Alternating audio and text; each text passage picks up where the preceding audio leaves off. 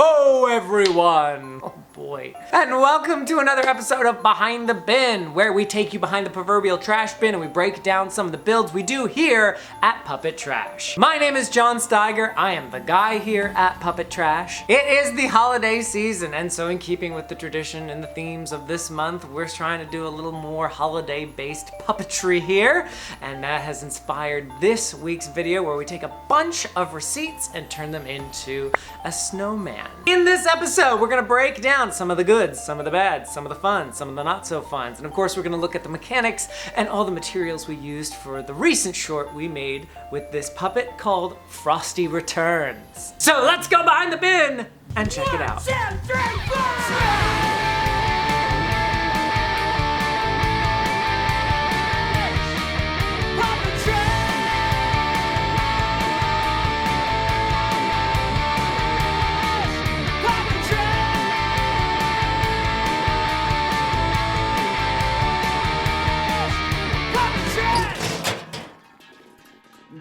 Yeah. So here we are with our Frosty Returns puppet. Like I had mentioned, he really is just a bunch of receipt paper. The sneaky bit is that he's actually receipt paper that's been glued onto aluminum foil or tin foil, whatever you want to call it, to give him a little bit more structure.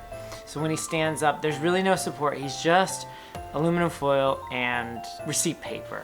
So you can kind of see in there, it's almost like a bell. Really like a little Christmas bell. There's a little Christmas bell. But in there, it's all hollow in there. This is just kind of crumpled up and formatted. And then this here is also hollow so that this twisty tie can fit in the top there and act as the main mechanism. The arms are actually just sticks that I pulled from the ground. They were just lying around there, and it's almost like nature's trash, so I technically think that it still counts. So there. The nose is off of that aluminum tinfoil box. It was actually orange, and I thought, perfect, carrot nose right there. Eventually that box will be trash, so again, it still kind of counts. The eyes are made out of old shoelace that I had an old shoelace around, and I just cut up a little section of it to make the eyes. So those are the main elements that this puppet is made out of. Again, all reusable, all trash. I actually think this puppet's very cute. I think he's very, very cute.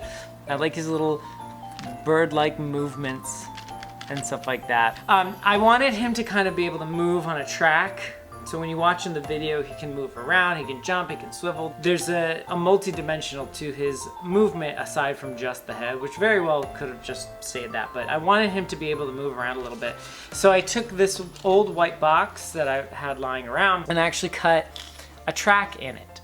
So this track allows for some of that sort of, that side-to-side movement that you saw. So the twisty tie goes in there, just move him around. Like that. Just a little movement here and there. So he's limited by the track that he's on, but he can still, you know, he can boogie woogie. He can move around, he can run away, you know. The stabilization for that, I actually slid this piece of cardboard here, and I actually had a weight that was right underneath the camera, right here. And I got to hide just underneath the table here. Some of the goods, some of the bads for the track. Now, some of the things that I'm noticing is the smoothness of which something moves depends on how jagged the in-between bits are. So in the cutting process, you know, the cardboard was a little bit jagged and a little bit rough. I put some tape in to kind of smooth out the track, but that's something moving forward I think will always be a little bit of an issue. If I want something to do this, I need to smooth it out a little bit better so that it can just seamlessly flow. And we got some of that in the video, but I would have liked a lot more. So moving forward, that's something nice to know. So one of the big sort of tricks or issues I had with this puppet is actually the twisty tie. The twisty tie's not very strong. I can, you know, it doesn't have a good firm hold on things. It does the movement well enough, but only for a short amount of time. And it's very easy for it to bend and then get caught on, and all kinds of stuff. Going back, I probably would have done a stronger wire and a thinner wire for sure. The other issue is because of all this sort of the plastic wings around it almost, those create a little more friction, which make the movement again not as smooth as I would have liked. But it did work in the end, more or less. It did kind of work. And we just thread that through. It's just a hole that goes all the way through. Now I'm not gonna be able to get it back in.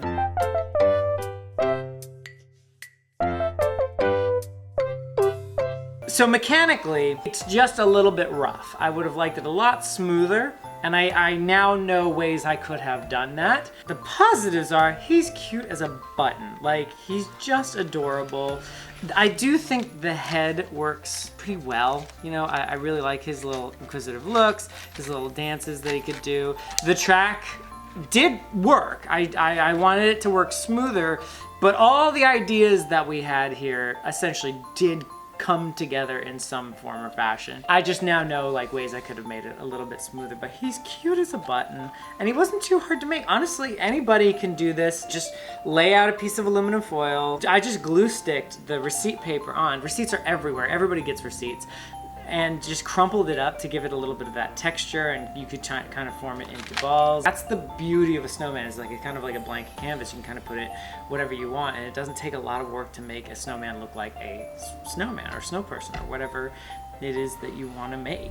Well, that's gonna do it for this episode of Behind the Bin. I want to thank you so much for joining us. I hope you enjoyed this episode. We post multiple videos across multiple different platforms like Instagram, TikTok, and of course YouTube. So please be sure to like and subscribe so you get notified when we post our weird videos. Also, be sure to check out Frosty Returns, the video that inspired this build and video. I'll put the thumbnail somewhere here for your viewing pleasure. And feel free to leave a comment. Is there a style of puppetry you'd like me to try? Is there a favorite piece of trash you have that you want to see turned into a puppet?